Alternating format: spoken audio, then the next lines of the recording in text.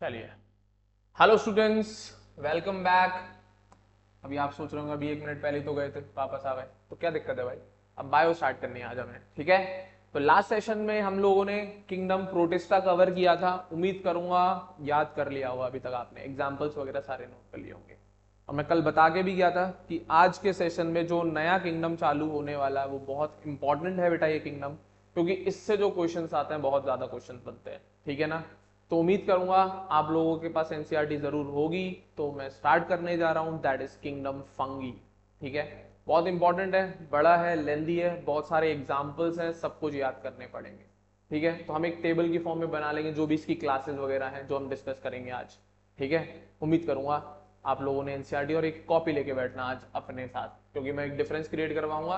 तो मैं इधर मार्क कराता जाऊंगा, आप लोग बनाते चलिएगा अपनी कॉपीज में, ठीक है बच्चा पार्टी। चलें देखें, सबसे पहले मैं आज बात करने जा रहा हूं किंगडम फंगी की।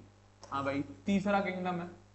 दो मैं बता चुका हूं कौन कौन से। फर्स्ट मोनेरा, जिसमें हमने बैक्टीरिया पढ़े थे। सेकंड प्रोटिस्टा, कौन सा बेटा, प्रोटिस्टा, ठीक है, जिसमें मैंने यूनिसेलुलर यूकैरियोट्स पढ़ाए हैं आपको। आज हम तीसरा स्टार्ट करेंगे फंगी। अब इसमें कौन आएंगे भाई, अच्छा, मोनेरा दोनों थे ऑटोट्रॉफिक हाइड्रोट्रॉफिक, प्रोटिस्टा भी दोनों थे ऑटोट्रॉफिक हाइड्रोट्रॉफिक। ये मक्कार हेट्रोट्रॉफिक होते हैं। कैसे होते हैं ये मक्कार, हेट्रोट्रॉफिक होते हैं, ठीक है। खुद खाना नहीं बनाते, दूसरे को खा के दूसरी ऑर्गेनिजम्स पे अपने खाने की डिमांड को पूरी करते हैं। खुद फोटोसिंथेसिस, खुद अपना फूड प्रोड्यूस नहीं कर पाते, दूसरों को खा के अपना पेट भरते हैं, ठीक है। चलें आगे, तो हम आज इसी किंगडम पे बात करने जाएंगे। तो ये बहुत कॉमन किंगडम है, ये आप लोगों ने इसके बारे में आपस में आस पास में भी ऑब्जर्व किए होंगे। मशरूम तो सबने देखा ही होगा यार, जिसने नहीं देखा है तो वो एक काम करना, ब्रेड ले आना, मशरूम नहीं में दिखेगा, उसके अलावा और भी फंगस आप देख सकते हैं। मशरूम तो देखा है ना, सब्जी वालों पे चले जाना यार, किसी मंडी में चले जाना, मशरूम बिकते हैं, आए ना, वो फंगस ही है जो खाते हैं भाई शौक से। प्रोटीन का बहुत अच्छा सोर्स होता है, ठीक है। आए ना, वो फंगस खा रहे हैं और कुछ नहीं खा रहे हैं, ठीक है। नहीं चलो मशरूम नहीं देखा, कोई दिक्कत नहीं, ब्रेड कहीं से जुगाड़ कर लेना। उस आजकल मौसम बहुत बारिश का है, मानसून चल रहा है, बढ़िया तगड़ा मानसून। आप कुछ मत करना, एक ब्रेड का पीस लेके किचन में छोड़ देना, भले मम्मी डांटेंगी मारेंगी भी, हो सकता है फ्लाइंग चप्पल भी आ जाए, कोई बड़ी बात नहीं है। बट उस ब्रेड के पीस को आप कहना ना फंगस देखनी है इसलिए रख रहा हूं मैं, हाँ या ना, तो कुछ नहीं करना, स्लैब पे छोड़ जाना उसे, 2-3 दिन पड़े रहने देना। वैसे 2-3 दिन की भी काम नहीं, एक दूसरे दिन तीसरे दिन भी देखोगे आप तो आपको उस ब्रेड के ऊपर व्हाइट कलर का सब्सटेंस जमा हुआ देखेगा, वो और कुछ नहीं, फंगस है। और उस फंगस का नाम होता है ब्रेड मोल्ड, ठीक है। कौन सी फंगस है, ब्रेड मोल्ड है, आपने बचपन में पढ़ी होगी 9th-10th क्लास में, ठीक है। वो सब इसी में पढ़ाऊंगा मैं, इसी किंगडम में हम लोग डिस्कस करने जाएंगे। तो बहुत बड़ा किंगडम है, बहुत सारे डिफरेंट वेराइटी के ऑर्गन, कुछ आपने देखे होंगे कुछ नहीं देखे होंगे, जो देखे हैं बहुत बढ़िया, मोस्ट वेलकम, नहीं देखे तो उन्हें मगअप करना पड़ेगा, याद करना पड़ेगा आपको चीजें, ठीक है। तो हम चालू कर रहे हैं किंगडम फंगी, ठीक है बेटा, तो ध्यान से देखें।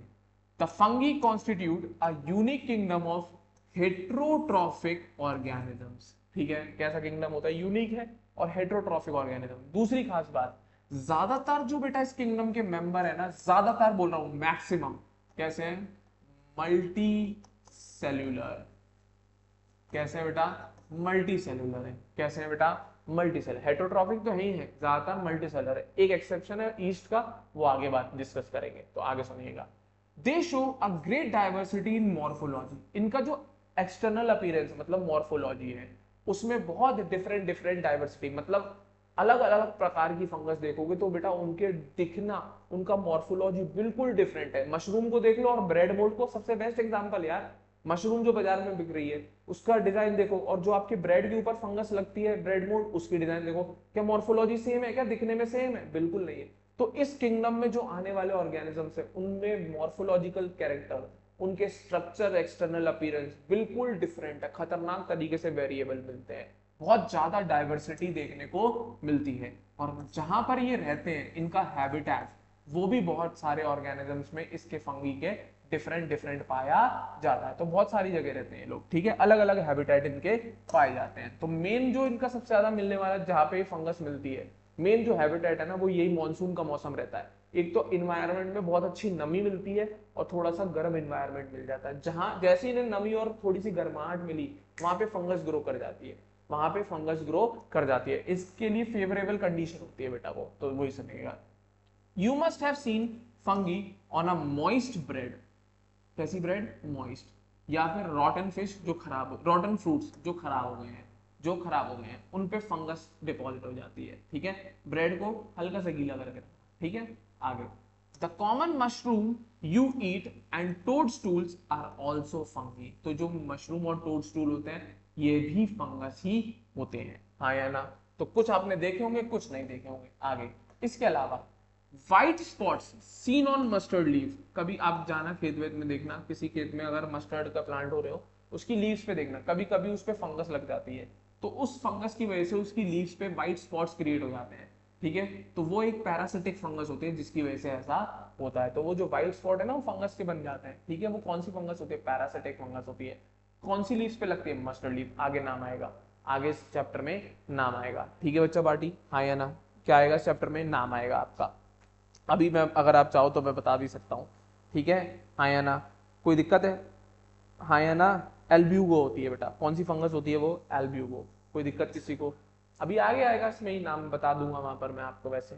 ठीक है, इसी टॉपिक में आगे पढ़ेंगे ना तो नाम मिलेंगे आपको, सबके नाम मिलेंगे। मशरूम को क्या कहते हैं, मस्टर्ड में जो व्हाइट स्पॉट कॉज कर रहा है उसको क्या कहते हैं, सारे नाम ही के करके आएंगे। अभी आगे बढ़ते हैं, चलिए नेक्स्ट। तो अभी मैंने एक बात और बोली, इस किंगडम में जो आने वाली फंगस है ज्यादातर मल्टी सेलुलर है, एक्सेप्ट एक। कौन सी? ईस्ट, वही लिखा है। Some unicellular fungi. कौन सी? ईस्ट, हिंदी में खमीर कहते हैं। Are used to make bread and beer. आया ना? क्या क्या बनाने में हेल्प करती है? Bread and beer. तो इनके प्रोडक्शन में हम इस फंगस की मदद लेते हैं। कौन? ईस्ट। और कैसी है ये? यूनिसेलुलर है बेटा। कैसी है? यूनिसेलुलर। आगे बढ़े, अगला। अब कुछ फंगस, अब फायदे फायदे की तो तुमने देख ली, अब कुछ मक्कार भी होती है, डिजीज कॉज करती है, तो उनके नाम सुनना। Other fungi causes disease in plants and animal. तो कुछ फंगस है जो प्लांट्स और एनिमल में डिजीज कॉज करती हैं, हाँ या ना? प्लांट्स और एनिमल्स में डिजीज कॉज करती हैं। ठीक है, हाँ या ना?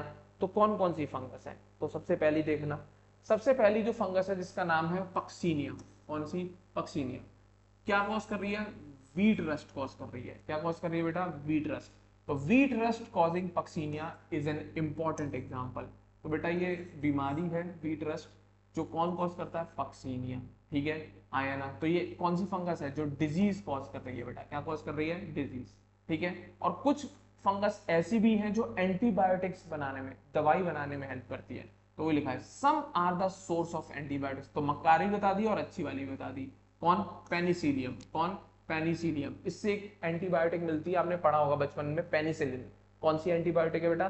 पेनिसिलिन एक एंटीबायोटिक है जो पढ़ी होगी आपने 10th या 9th क्लास, बल्कि 8th 6th 7th 8th में भी पढ़ा देते हैं हम तो बच्चों को, हाँ या ना? आती है स्कूल्स में, पढ़े होगा, आपको पढ़ा होगा।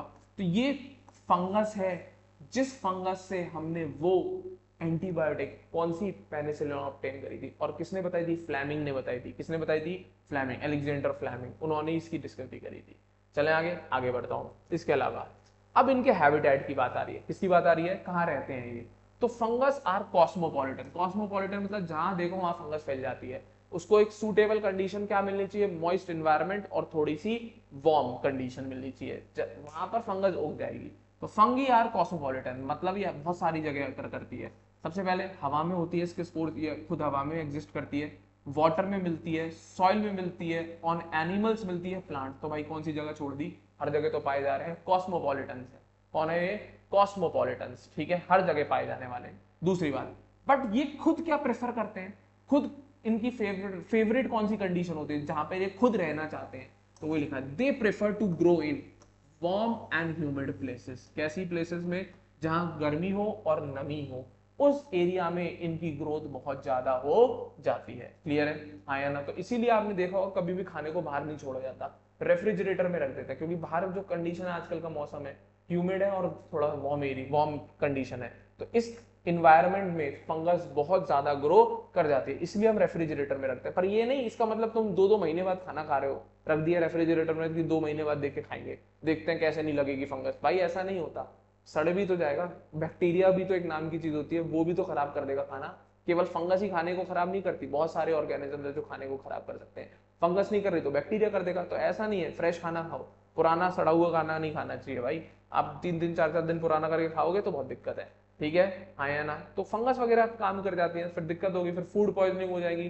फिर फूड पॉइजनिंग के तो आपको पता ही है क्या क्या होता है, फिर डॉक्टर के पास जाना पड़ेगा, ठीक है। पता लगी डॉक्टर बनने से पहले पेशेंट बन गए, हाँ या ना। ऐसा नहीं होना चाहिए। आगे बढ़ते हैं। Have you ever wondered why we keep food in the refrigerator? तो भाई डॉक्टर से पहले पेशेंट ना बने कोई भी, ठीक है, हाँ या ना। डॉक्टर बनने आए हैं, डॉक्टर ही बनेंगे, पेशेंट नहीं बनना। चलें आगे बढ़ते हैं। Yes, it is to prevent food from going bad due to bacterial और फंगल इन्फेक्शन। यही मैं बोल रहा हूँ, रेफ्रिजरेटर में इसीलिए रखा जाता है कि खाने में कोई फंगल या बैक्टीरियल इन्फेक्शन ना लग जाए। क्या? कोई फंगल या बैक्टीरियल इन्फेक्शन ना लग जाए। क्लियर है? आगे बढ़ते हैं। नेक्स्ट, उम्मीद करूंगा पकड़ पाए होंगे मेरी बात। बहुत बढ़िया। अब मैंने बोला कि कैसे है ये मल्टी सेलुलर है। कैसे है बच्चा पार्टी? Multi cellular. बट कुछ है मक्कार। कौन? ईस्ट, जो कैसा है? यूनिसेलुलर। तो वो लिखा है with the exception of yeast which are unicellular, fungi are filamentous and multicellular. ज्यादातर फिलामेंटस होते हैं और मल्टीसेलुलर होते हैं। अब इनकी बॉडी ऑर्गेनाइजेशन आ रही है। क्या आ रही है बेटा? Body organisation. कैसे होते हैं ये? मल्टीसेलुलर होते हैं, सिंपल सा।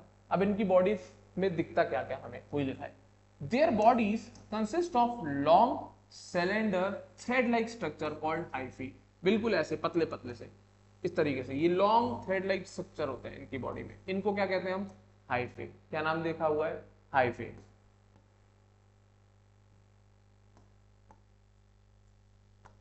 क्या होता है ये? लॉन्ग थ्रेड लाइक स्ट्रक्चर, ऐसे लंबे लंबे से थ्रेड लाइक स्ट्रक्चर होते हैं। क्या होता है ये? हाइफी होते हैं। कौन होते हैं बेटा? ये हाइफी होते हैं, ठीक है, हाँ या ना। Long thread like structure. और जब ये हाइफी का नेटवर्क बन जाता है, बिल्कुल ऐसे, एक तो पैरेलल लगा दिए, ये नेट जैसा स्ट्रक्चर बन गया। ये सब सिंगल सिंगल लाइन जो दिख रही है ये सब हाइफी है। अब ये जो नेटवर्क बन गया, इस पूरे नेटवर्क को क्या नाम दिया जाता है? माइसीलियम। क्या नाम दिया जाता है? माइसीलियम। ये हाइफी और कुछ नहीं है, सेल्स हैं।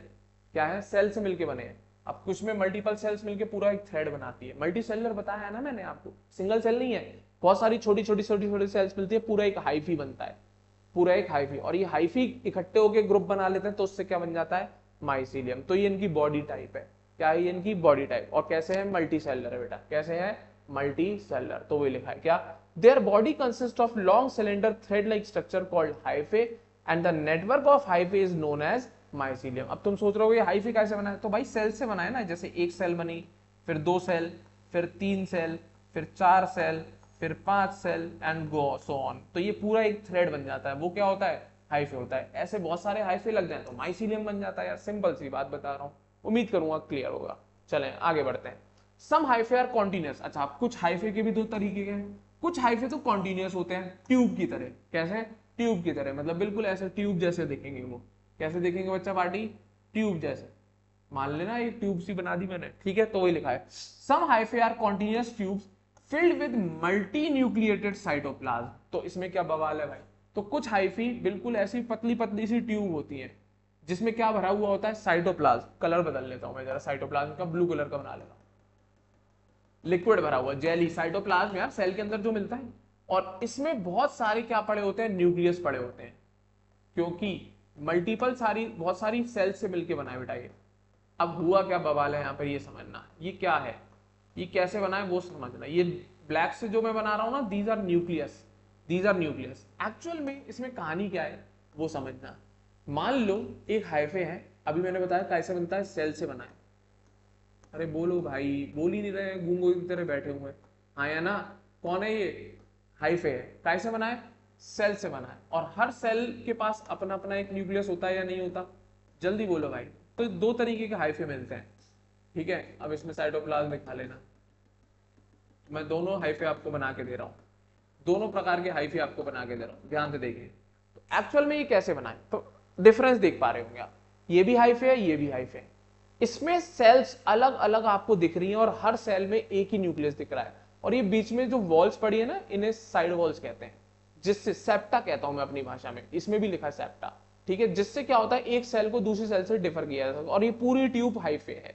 तो 2 प्रकार की मिलती है, एक तो जिसमें आप अलग अलग सेल देख पाओगे, अलग अलग न्यूक्लियस देख पाओगे, और दूसरी जिसमें ये एंड वॉल्स है ना, ये सब खत्म हो जाती हैं और ये पूरा जितना भी सामान है इसका, जितना भी साइटोप्लाज्म और न्यूक्लियस व्यूक्लियस है, सब आपस में मिल जाता है। तो ऐसा लगता है एक ट्यूब जैसा बन गया जिसमें पूरा साइटोप्लाज्म भरा हुआ है और उसी में मल्टी न्यूक्लियस पड़े हुए हैं। तो इस टाइप के हाइफी को, जिसमें ऐसा होता है एक जैसा ट्यूब जैसा दिख जाता है, इस टाइप के हाइफी को नाम दिया है सीनोसिटिक हाइफी। क्या नाम दिया बच्चा पार्टी? Coenocytic hyphae. इस टाइप के हाइफी को बोलते हैं क्या? Coenocytic hyphae. ये अटक गया, एक सेकंड रुकिएगा बच्चों, ये भी चल जाएगा, थोड़ा सा उम्र हो गई है इसकी। चलें वापस से आ जाते हैं सीनोसिटिक हाइफी। अरे चलिए कोई बात नहीं, मैं वापस से ड्रॉ कर देता हूं। कौन सा हाइफी है? Coenocytic hyphae. देखिएगा वापस से मैं ड्रॉ कर दे रहा हूं आपके लिए, देखें।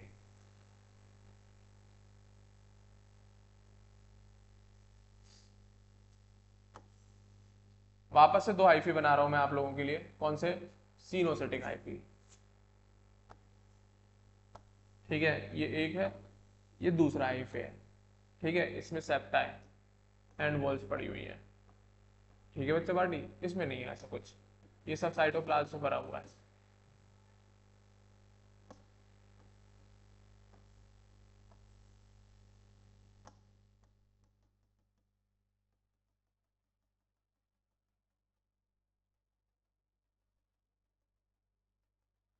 ये सब साइटोप्लाज्म है। फर्क है दोनों में। पहले वाले में क्या है, सब कुछ मिल गया, समझ में आ गया होगा, मैं एक्सप्लेन कर चुका हूं। सब कुछ मिल गया, सारी सेल का जितना भी कंटेंट है, मल्टीपल सेल्स का, हर सेल का कंटेंट आपस में मिक्स हो गया। आया ना? क्यों? क्योंकि इसमें एंड वॉल्स हैं, इसमें एंड वॉल्स नहीं है। आया ना? तो इस टाइप के जो हाइफी को हम क्या कह रहे थे? सीनोसिटिक। क्या कह रहे थे? सीनोसिटिक। जिसमें सारी सेल्स एक जैसी है, एक ट्यूब बन गई, सारी सेल का कंटेंट आपस में मिक्स हो गया और मल्टी न्यूक्लिएट कंडीशन जैसी दिखने लग गई। तो वही लिखा है, some hyphae are continuous tubes filled with multi nucleated cytoplasm, these are called coenocytic hyphae. समझ में आ रहा होगा मेरे ख्याल से। अदर्स हैव सेप्टा, बाकियों में क्या होता है? ऐसे सेप्टा, जिससे क्या होता है, हर सेल का कंटेंट अपने अपने सेल के लिए सीमित रहता है, कोई भी आपस में मिक्स नहीं होता और हर सेल में एक ही एक न्यूक्लियस मिलेगा। इसमें पूरा सारी सेल ही नहीं है कोई, सब मिल गई और जो भी कंटेंट है सब आपस में मिल गया और सारे न्यूक्लियस एक जैसे, एक ही ट्यूब में, ऐसा लगता है एक ही ट्यूब में सारे न्यूक्लियस भर दिए हमने। तो इस टाइप के हाइफी को सीनोसिटिक कहते हैं। आया ना? और ये नॉर्मल वाले हाइफी है बाकी, जिसमें सेप्टा मिलता है। तो ऐसे हाइफी को क्या कहते हैं? हम सेप्टेट कहते हैं बेटा, जिसमें सेप्टा मिलता है। क्या मिलता है? सेप्टा या क्रॉस वॉल्स कहते हैं, एक ही बात है, सेप्टा बोलो या क्रॉस वॉल बोलो, सेप्टा बोलो या क्रॉस वॉल। ठीक है, दोनों लिखा हुआ है तुम्हारी किताब में। ठीक है, हाँ या ना? तो एक ही बात है। तो ऐसे हाइफी को हम सेप्टेट हाइफी कहते हैं। क्लियर है? हाँ या ना? कोई दिक्कत किसी को? चलो बहुत बढ़िया, आगे। अब ये जो सेल वॉल होती है ना, ये क्या बेटा, सेल से ही तो बना है, तो इसके पास वॉल्स होंगी। तो इसकी जो सेल वॉल होती है वो काय की बनी होती है? काइटिन की। इसमें सेल्यूलोज नहीं मिलता। प्लांट थोड़ी ना है भाई, प्लांट थोड़ी ना है। क्या है? सेल वॉल फंगी है, हेटरोट्रॉफिक है, प्लांट नहीं है। तो इसकी जो सेल वॉल है वो काय की बनी हुई होती है? हाँ या ना? इसकी जो सेल वॉल है वो काय की बनी हुई होती है? काइटिन और पॉलीसैकेराइड की। किसकी बनी हुई होती है? काइटिन और पॉलीसैकेराइड की। क्वेश्चन है, आता है, मार्क कर लेना। ठीक है बच्चा पार्टी, उम्मीद करूंगा क्लियर होगा यहां तक। कोई दिक्कत किसी बच्चे को? चलिए बहुत बढ़िया, नहीं होनी चाहिए। आगे बढ़ते हैं। अब नेचर की बात कर रहा हूं, हेट्रोट्रॉफिक है कैसे है, तो अभी बता दिया मैंने आपको, वापस से बता रहा हूं। Most fungi are heterotrophic and absorb soluble organic matter from dead substances. ज्यादातर हेट्रोट्रॉफिक हैं और अगर ये खाना ऑब्टेन करते हैं तो ज्यादातर ये एब्जॉर्ब कर लेते हैं किसको? ऑर्गेनिक मैटर को। फूड है यार एक तरीके से। कहां से? डेड सब्सटेंसेस से, जो मरा हुआ सामान होता है, जो सड़ा हुआ सामान, सड़ा गीला सामान कहते हैं ना, dead decaying composite, compost type का सामान होता है जिसमें ऑर्गेनिक मैटर ज्यादा होता है। तो ये उस पर ग्रो कर जाते हैं और उसमें से ऑर्गेनिक मैटर को एब्जॉर्ब कर लेते हैं और इसीलिए इनको हम सैप्रोफाइट्स भी बोलते हैं। क्या बोलते हैं बेटा? सैप्रोफाइट्स। सैप्रोफाइट्स वो होते हैं जो डेड एंड डिकेइंग ऑर्गेनिजम्स को फीड करके अपनी भूख मिटाते हैं। ठीक है, हाँ या ना? तो हेटरोट्रॉफिक मोड ऑफ न्यूट्रिशन ही है सैप्रोफिटिक भी। हेटरोट्रॉफिक में तीन आते हैं, सैप्रोफिटिक, पैरासिटिक एंड होलोजोइक। तो सैप्रोफिटिक है तो हेटरोट्रॉफिक तो होगा ही होगा। क्लियर है? हाँ या ना। तो अब केवल सैप्रोफाइट्स होते हैं ऐसा कोई जरूरी नहीं है, कुछ फंगी पैरासिटिक भी होते हैं, कुछ किसी ऑर्गेनिज्म पे रहने के मतलब पैरासाइट की तरह रहते भी हैं, चाहे वो एनिमल पे रहे चाहे वो प्लांट पे रहे। तो जरूरी नहीं है कि सब सैप्रोफाइट्स ही हो, तो कुछ पैरासाइट्स भी होते हैं। तो वही लिखा है, those that depends on living plants and animals are called parasite. तो हेटरोट्रॉफिक में दोनों मोड मिल रहे हैं, सैप्रोफाइट्स भी हैं और पैरासाइट्स भी हैं। और ये दोनों के अलावा एक और कंडीशन पाई जाती है इसके अंदर, सिम्बायोन्स। अब ये क्या बवाल है भाई, सिम्बायोन्स एक तरीके से लिविंग ऑर्गेनिजम्स का समझौता वाला एसोसिएशन होता है। मतलब इस कंडीशन में दो लिविंग ऑर्गेनिज्म आपस में समझौता करके साथ साथ रहते हैं। क्यों? उस समझौते की जरूरत इसलिए होती है इन लोगों को क्योंकि ये दोनों एक दूसरे के बिना नहीं रह पाते हैं। ये दोनों ऑर्गेनिज्म एक दूसरे के बिना नहीं रह पाते हैं। क्यों ऐसा क्या करते हैं बेटा? ये दोनों ऑर्गेनिज्म अपनी अपनी जरूरतें पूरे करने के लिए दूसरे के ऊपर डिपेंड रहते हैं। दो जुड़वा पार्टनर है एक तरीके से, कि एक निपटा तो दूसरा अपने आप ही निपट जाएगा। तो दोनों की मजबूरी है, दोनों को साथ रहना ही रहना है क्योंकि एक म्यूचुअल अंडरस्टैंडिंग होती है। ऐसी कंडीशन को सिम्बायोन्ट्स कहते हैं। ठीक है, तो वही लिखा है। तो फंगस ऐसा करते हैं, बिल्कुल करते हैं भाई। किसके साथ करते हैं? दो केस हैं इसके अंदर, एक है एल्गी के साथ, एल्गी प्लस फंगस, ये सिम्बायोटिक एसोसिएशन। एल्गी फंगस पे डिपेंड है, फंगस एल्गी पे डिपेंड है। ये मरा तो ये मर जाएगा, ये मरा तो ये, मतलब ये इसकी डिमांड पूरी कर रहा है, ये इसकी डिमांड पूरी। अब क्या डिमांड है? तो फंगस बेटा एल्गी के लिए रॉ मटेरियल इकट्ठा करके लाके इसको दे देता है, और एल्गी क्या करता है? फोटोसिंथेसिस, प्लांट है भाई, फोटोसिंथेसिस करके फंगस के लिए खाना तैयार करता है। हाँ या ना? तो ये एसोसिएशन है कि नहीं? इस एसोसिएशन का नाम दिया हुआ है तुम्हारी किताब में लाइकेंस। तो ये कौन होते हैं? लाइकेंस। कौन होते हैं ये? लाइकेंस। क्लियर है? एक और मिलती है दूसरी एसोसिएशन, कौन? Higher roots, roots of higher plants. Plant kingdom में पढ़ाऊंगा कौन से प्लांट की रूट होती है इसमें। ठीक है, एक प्लांट का नाम है पाइनस करके होता है, ठीक है, उसकी रूट होती है। हायर प्लांट है वो। कैसा प्लांट है? Higher plant. इसकी रूट और फंगस आपस में मिलजुल के रहते हैं, सेम काम। ये इसकी जरूरत पूरी कर रहा है, ये इसकी कर रहा है। इस सिम्बायोटिक एसोसिएशन का नाम तुम्हारी किताब में दिया माइकोराइजा। क्या दिया है? माइकोराइजा।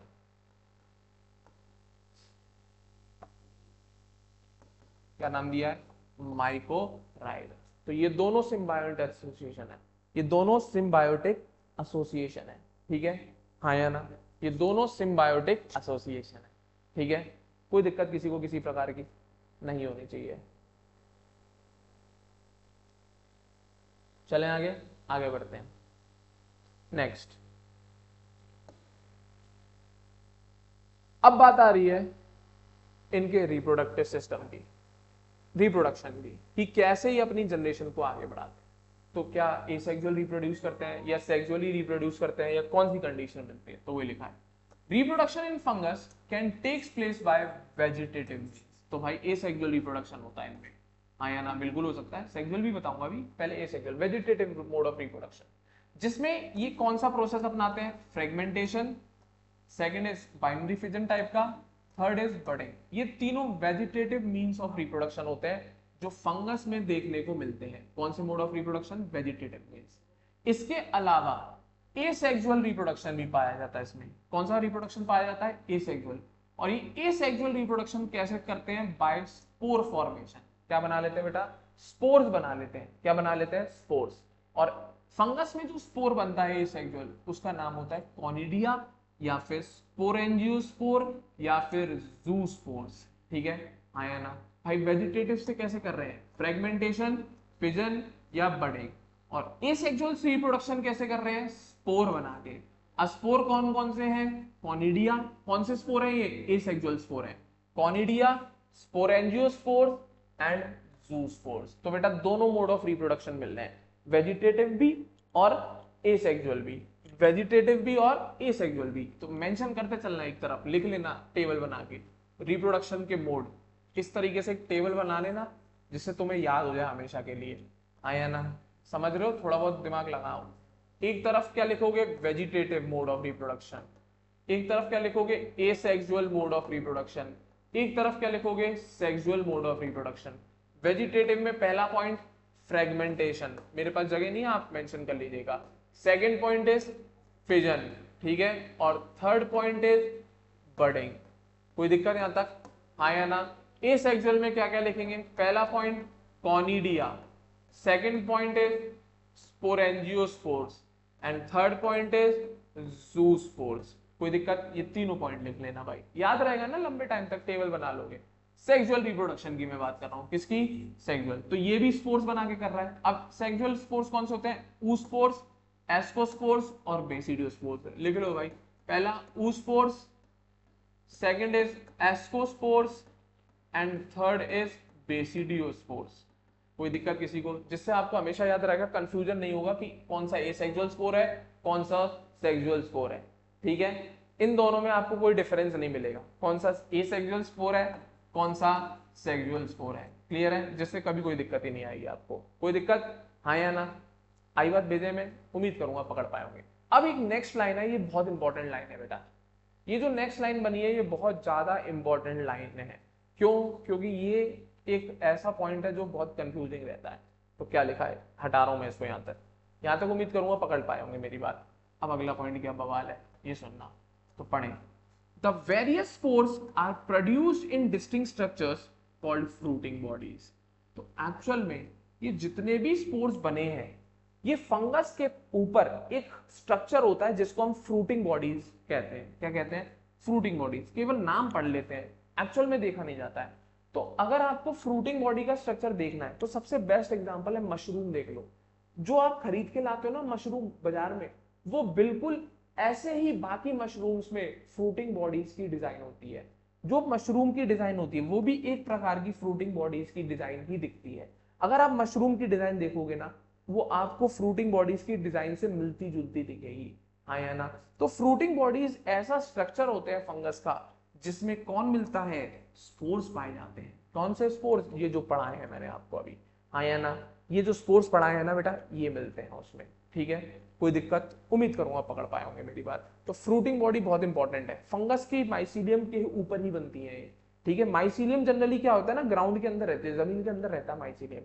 तो ये जो मैंने हाइफी का नेटवर्क बनाया था ना, ये जो बनाया था मैंने हाइफी का नेटवर्क, ये बिल्कुल जाल जैसा स्ट्रक्चर जो दिखाया था, ये ग्राउंड के अंदर रहता है और जमीन है मान लीजिए, इसके अंदर रहेगा जमीन के अंदर। और ये जो फ्रूटिंग बॉडीज है ना, ये बाहर निकल निकल के आ जाती है, क्योंकि स्पोर है, और स्पोर जब तक फैलेंगे नहीं, स्प्रेड नहीं होंगे, तो और मशरूम बनेंगे नहीं और फंगस बनेगी नहीं। तो इसलिए माइसीलियम तो जमीन के अंदर रहता है, फ्रूटिंग बॉडी जमीन से बाहर आती है। तो जो मशरूम दिखता है ना ऊपर से छोटा सा, है ना, वो एक्चुअल में फ्रूटिंग बॉडीज की डिजाइन ऐसी ही होती है। कोई दिक्कत किसी बच्चे को नहीं होनी चाहिए। तो फ्रूटिंग बॉडी समझ में आया? ये वो स्ट्रक्चर है फंगस का जिसमें ये स्पोर्स रहते हैं, जहां जिस स्ट्रक्चर में ये स्पोर्स बनते हैं।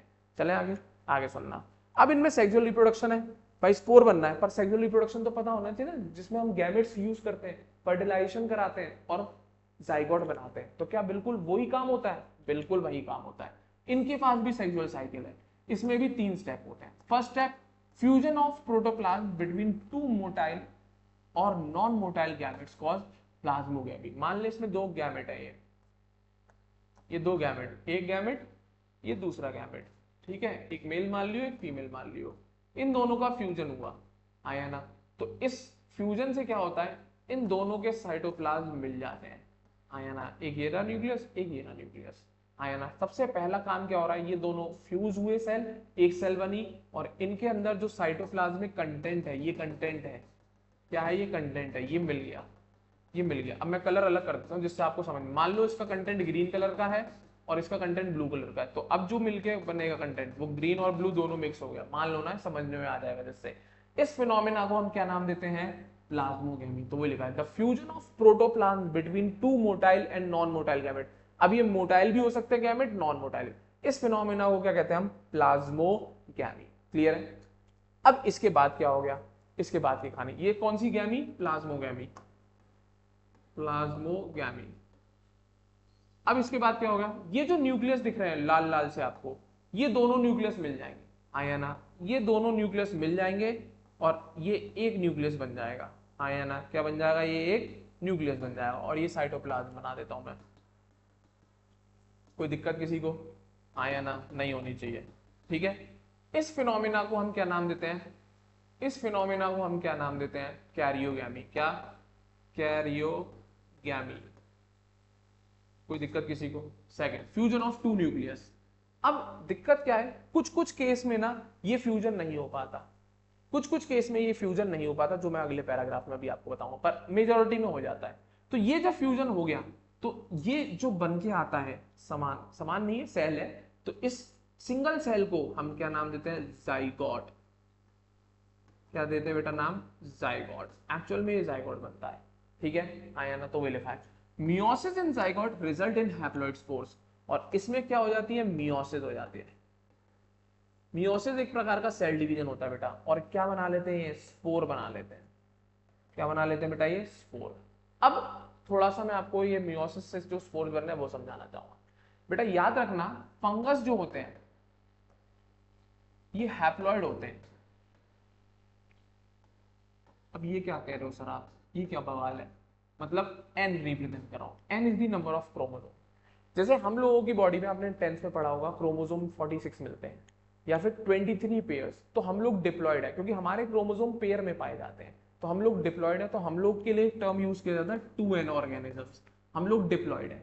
पर फंगस में ऐसा नहीं है, इनके क्रोमोसोम पेयर में नहीं होते, अलग अलग होते हैं, तो ये हैप्लॉयड ऑर्गेनिज्म है और इसको एन से रिप्रेजेंट करते हैं। तो भाई ये फंगस के गैमेट्स हैं तो ये भी हैप्लॉयड होंगे, बिल्कुल एन होंगे। बट जब इनकी प्लाज्मोगैमी होगी, न्यूक्लियस अभी क्या मिले हैं? क्या आया ना? क्या ये न्यूक्लियस मिल गए हैं? नहीं, बस केवल प्लाज्मा मिला है। तो इस कंडीशन को हम क्या कहते हैं? n+n। अभी नाम बताऊंगा इस कंडीशन का आगे, कोई दिक्कत नहीं। अब ये मिल गए, फ्यूज हो गए, तो अब ये एक न्यूक्लियस बन गया, तो क्या क्रोमोसोम का पेयर मिलेगा? बिल्कुल मिलेगा। n और n मिलकर क्या बन जाएंगे? 2n। क्या हो गया बेटा? ये 2n। अब इस जाइगोट की क्या हो गई? मियोसिस। और जब भी मियोसिस डिवीजन होता है तो याद रखना, ये क्रोमोसोम नंबर जो इसका 2n लिखा है ना, ये आधा हो जाएगा। तो ये जो स्पोर्स बनेंगे, इनमें अगर तुम क्रोमोसोम देखोगे तो वो पेयर में नहीं मिलेंगे, सिंगल सिंगल मिलेंगे। तो ये जो भी स्पोर बनेंगे, 4 बनते हैं बेटा हमेशा। मियोसिस के बाद कितने स्पोर बनेंगे? एक सेल 4 सेल बनाती है, एक सेल कितने बनाएगी? 4 बनाएगी। और चारों में क्रोमोसोम नंबर कैसा होगा? n, हैप्लॉइड हो जाएंगे। क्यों? यही आगे जाके ग्रो करेंगे और फंगस बनेंगे। और फंगस कैसी होती है? हैप्लॉइड होती है। ये गैमेट्स है। ये कौन है? ये गैमेट्स है फंगस के। कोई दिक्कत यहाँ तक? उम्मीद करूंगा क्लियर होगा। ये सेक्सुअल साइकिल है इनकी। ये कौन सी साइकिल है? सेक्सुअल साइकिल है। कोई दिक्कत किसी को? हाँ या ना? किसी भी प्रकार की कोई दिक्कत यहाँ तक किसी को नहीं होनी चाहिए। तो फंगस आर हैप्लॉइड क्योंकि क्रोमोसोम इनके पेयर में नहीं होते, और इनकी जो सेक्सुअल साइकिल है इसमें जाइगोट डिप्लॉयड बन जाता है। तो इसलिए फंगस हैप्लॉइड होने की वजह से जाइगोट में मियोसिस होती है, और ये जो स्पोर बनाते हैं वो वापस से हैप्लॉइड बन जाते हैं, और यही स्पोर वापस से जर्मिनेट होंगे और फंगस में कन्वर्ट हो जाएंगे। अब मैंने एक बात और बोली है। क्या बोला मैंने? किसी किसी केस में प्लाज्मोगैमी के बाद कैरियोगैमी डिले हो जाती है, मतलब न्यूक्लियस का फ्यूजन होने में थोड़ा टाइम लग जाता है। तो उन फंगस में हमें ये स्टेज देखने को मिल जाती है। कौन सी स्टेज? n+n वाली स्टेज। कौन सी स्टेज बच्चा बेटा? n+n। अब ये ना तो 2n है ना ये n है, ये बीच की स्टेज है जिसको हम क्या कहते हैं? n+n। और इस स्टेज का एक नाम होता है, हाँ या ना? इस स्टेज को हम एक नाम से जानते हैं, डाइकैरियोफेज के नाम से जानते हैं। किस नाम से जानते हैं बेटा? डाइकैरियोफेज, ठीक है, हाँ या ना? या फिर हम इसको कहते हैं डाइकैरियन। क्या कहते हैं? डाइकैरियन। क्या नाम देते हैं? डाइकैरियन। डाई का मतलब दो, कैरियन का मतलब न्यूक्लियस। डाई का मतलब दो, कैरियन का मतलब क्या होता है? न्यूक्लियस। तो जब दो न्यूक्लियस बैठे हों एक ही सेल के अंदर तो वो डाइकैरियन बोला जाता है। और इस पूरी फेज को हम क्या नाम दे देते हैं? डाइकैरियोफेज। और कुछ फंगस में ऐसा होता है। और क्यों होता है? क्योंकि उनमें कैरियोगैमी डिले हो जाती है, इस वजह से होता है। बहुत इंपॉर्टेंट है, क्वेश्चन है, मार्क कर लेना। इनकी सेक्सुअल साइकिल मैंने आपको ड्रॉ करके दे दी, उम्मीद करूंगा पकड़ पाए होंगे। क्लियर है बच्चा पार्टी? मैं आगे एक्सप्लेन कर रहा हूं। अब इसी डाइकैरियोफेज की मैं बात करने जा रहा हूं। समझ गया होगा, प्लाज्मोगैमी, कैरियोगैमी और मियोसिस, 3 स्टेप हो रहे हैं। कोई दिक्कत किसी बच्चे को किसी प्रकार की? ये गैमेट्स हैं और किससे बने? ये फंगस से, हैप्लॉइड ही होते हैं। हटा रहा हूं मैं, आगे बढ़ रहा हूं। अब मैं डाइकैरियन को एक्सप्लेन कर रहा हूं आगे, ठीक है? तो सुने, ठीक है, कोई दिक्कत? सुने आगे समझते हैं। हाँ भाई, क्या? When a fungus reproduce sexually, two haploid hyphae of compatible mating type come together and fuse. तो ये दिखाया था मैंने, 2 हाइफे दिखा दिए थे, सेल्स या जिनको मैं गैमेट बोल रहा था, जो मेटिंग टाइप के होते हैं वो आते हैं और फ्यूज हो जाते हैं, ठीक है? In some fungi the fusion of 2 haploid cell immediately result in diploid cell. तो जैसा मैंने 2 न्यूक्लियस बनाए थे और वो हाल कैरियोगेमी करा के मैंने 2n बना दिया था। बट कुछ फंगस होती है जो मुंह काला करा लेती है, भाई करा लेते तो मैं क्या करूंगा, मेरी गलती नहीं है, नहीं। एस्कोमाइसिटीज एंड बेसिडियोमाइसिटीज, ये मक्कार है। ये क्या करती है, प्लाज्मोगेमी के बाद जो हाल की हाल 1 सेकंड में ही जो न्यूक्लियस फ्यूज करके 2n बन जाना चाहिए था, वो नहीं हो पाता, वो डिले हो जाता है इनमें। किस किस में, एस्कोमाइसिटीज एंड बेसिडियोमाइसिटीज। बेटा ये 2 क्लास है फंगस में, अभी पढ़ाऊंगा मैं आगे, ठीक है, हाँ या ना। इनमें क्या होता है, ये जो कैरियोगेमी होता है ना प्लाज्मोगेमी के बाद, वो डिले हो जाता है, जिसकी वजह से इंटरवीनिंग स्टेज मिलती है, जिसको हम क्या कहते हैं, डाइकैरियोटिक स्टेज, या डाइकैरियन का भी नाम दिया था मैंने, n+n condition. That is 2 nuclei पर सेल, एक सेल में 2 न्यूक्लियाई मिलने लगता है, और ऐसी कंडीशन को हम क्या नाम देते हैं, डाइकैरियन, और इस फेज को हम क्या नाम देते हैं, डाइकैरियो फेज। और किसमें होता है ये क्वेश्चन है, ascomycetes and basidiomycetes. Her fungus में नहीं होता, एस्को और बेसिडियोमाइसिटीज में होता है। किसमें होता है, एस्को एंड बेसिडियोमाइसिटीज में होता है, ठीक है। चलें आगे, आगे बढ़ते हैं, अगला देखें। लेटर द पेरेंटल न्यूक्लियाई, अब फिर भी इनमें भी अल्टीमेटली जाइगोटी बन जाता है, ऐसा नहीं है कि नहीं बनेगा, फिर बाद में जाके इनमें भी जाइगोटी बन जाता है। Later the parental nuclei fuse and the cell become diploid, बाद में वापस से ये n+n मिलकर 2n ही बन जाता है। The fungi forming fruiting bodies in which reduction division occurs leading to formation of haploid spores. तो ये फंगस फिर फ्रूटिंग बॉडी बना लेती है, और उसमें रिडक्शन डिवीजन मतलब मियोसिस होता है। ये क्या मतलब है, मियोसिस, क्या होती है, मियोसिस, और कैसे स्पोर, n वाले हैप्लॉइड स्पोर्स बन जाते हैं। क्लियर है, हाँ है ना, क्या बन जाते हैं बेटा, हैप्लॉइड स्पोर्स बन जाते हैं। उम्मीद करूंगा यहां तक क्लियर होगा, ठीक है। तो ये एक इंट्रोडक्शन था आपका फंगस के बारे में।